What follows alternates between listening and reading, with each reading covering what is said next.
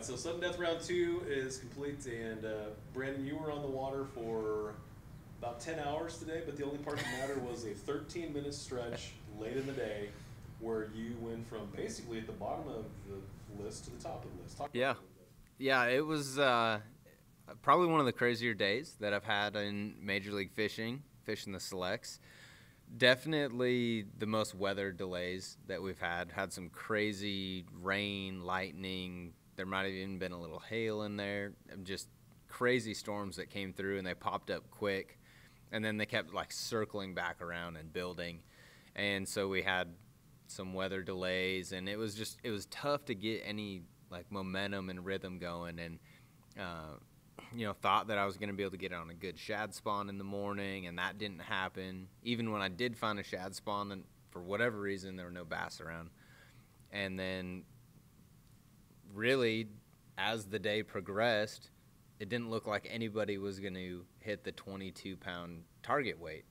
And so then it started becoming, well, you just need to be in the top three. And it, was more like a regular event instead of sudden death. So I looked at it and I said, all right, I need really 2 keeper bites to get into that third place position, and then anything past that will just be a buffer. And I thought, man, I got this one little section of bridge where I caught a keeper in the morning, had like a 113 there in the morning. I'm like, there's 5 bridge pilings right there. I can fish it quick. The fish, if they're there, they should be, some scoreable bass.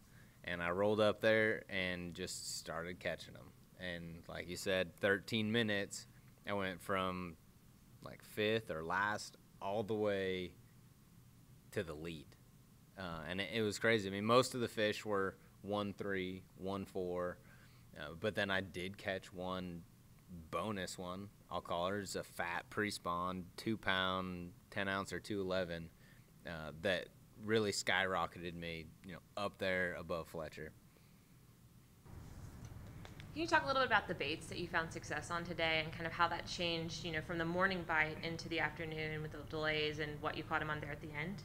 So really going into the morning, I thought that my primary deal was going to be a spinnerbait around a shad spawn in the morning, around some docks, and that just didn't work out. I just never could get that going, and so I ended up catching a couple the first period just on a suspending jerkbait.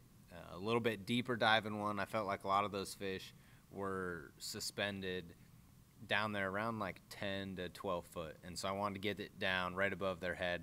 This one will dive. I can get it down on 10-pound test about 8 foot, 9 foot, and that's kind of where I was keying in on.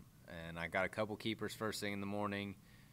And then we rolled into second period and had a little bit of time to fish. And, I fished the jerkbait a little bit. I did some crankbait fishing. I kind of mixed it up with a lot of things and really didn't get a lot going in that second period. And then we had those crazy weather delays, and third period starts, and I decided that I'm going to pick up a horny toad on a buzzbait. Took the skirt off and threw that on there and just started covering water and started fishing around shallow brush and little shallow flats and places where those fish I thought may be transitioning. And I got on a little bit of a bite with that, and I started catching a few fish and started running with that. And then we got another weather delay, and we had to sit around there and actually started again when we got to go again, throwing the buzzbait, and didn't get any bites. And just for whatever reason, I thought I'm going to run and just try to put some keepers in the boat. Even if they're 1-pounders, just go catch them. And so I picked the jerkbait back up and started alternating between the 2 different colors. Ended up tying on the Pro Blue pattern at the end of the day and running with that. And I ended up catching a keeper on a different bridge, but I just felt like the fish had too much area to roam around and they're spread out. So I booked it down with about 35 minutes left, back down to the bridge where I'd caught my fish in the morning, and ended up catching fish on every single piling of the 5 key pilings that were there. So what was going through your head in the 30 minutes where you shot up to the top? How are you feeling? Well, at first I was just excited to surpass the 3rd place mark. I think Fred Rumbanis was in 3rd at that point, and for me it was I just needed to get to 3rd. And so when I caught, I believe, my 2nd keeper there, it bumped me into 3rd. And then I caught another one. I thought, okay, here's a buffer. Now Fred has to catch, 1 fish. And I caught another one. I'm like, okay, now we got an even better buffer. And I moved all the way up into 2nd. And I thought, okay, now things are good because there's somebody below me that can get bumped. 2 guys are going to have to pass me instead of just 1 now. And then I caught one big one, and that bumped me even closer to Fletcher, and then I caught another just keeper that bumped me up, I believe, 13 ounces above Fletcher. So regardless of what happens in the championship round, you've already made some progress as far as the total points go. That's got to make you feel good. It does. That this was a position I hadn't been in yet, coming into the 2019 selects, leading the points. And so I just really wanted to have a good, solid week. And making it to championship round, I know that I beat 18 of the other guys, right? So even if I finish last tomorrow, that's still better than average. And that's really going to give me a good shot, going into the final select event. And who knows, I go out tomorrow, I win, and then for sure I'm leading points, right? The only way that you can guarantee to continue to lead points is just to win. And so that was kind of my game plan this week is if you want to win the points, just make sure that you win the next 2 events. So what did you think of that 22-pound cut weight? And do you like fishing these sudden death rounds better than the elimination rounds?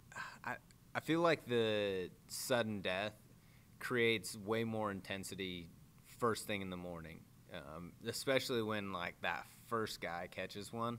It's like, oh man, is he on something? Because you don't have the whole day typically to create that weight. You have to literally start catching them early and continue and try to catch them fast. And so I think that intensity level is way higher.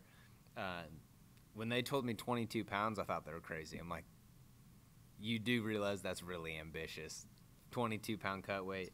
But I do know that Texoma is a good lake. I knew that it was possible. Obviously, if they said it, they thought that it was possible.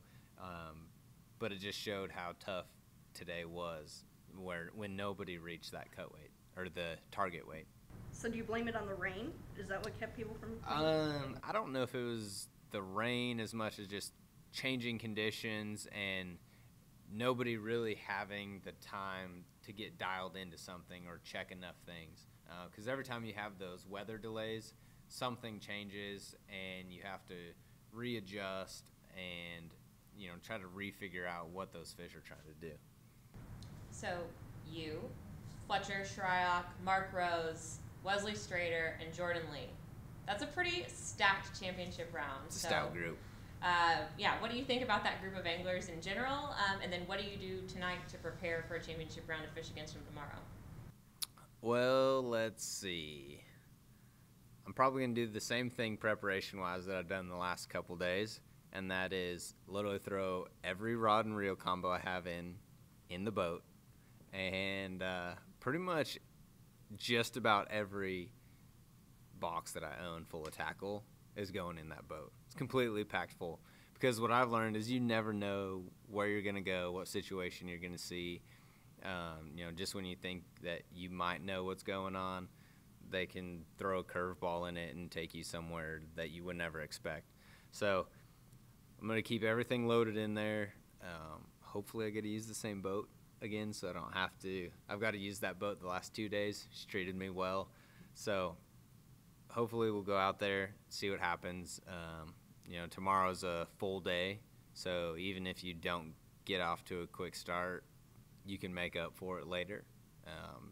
You never want to get off to a slow start, but it's always good knowing that you have that time to figure it out. and you can always make it up. Well, we're really excited to see where you're going to go tomorrow and also how you do in the championship round. Congratulations on your sudden death win. Thank you.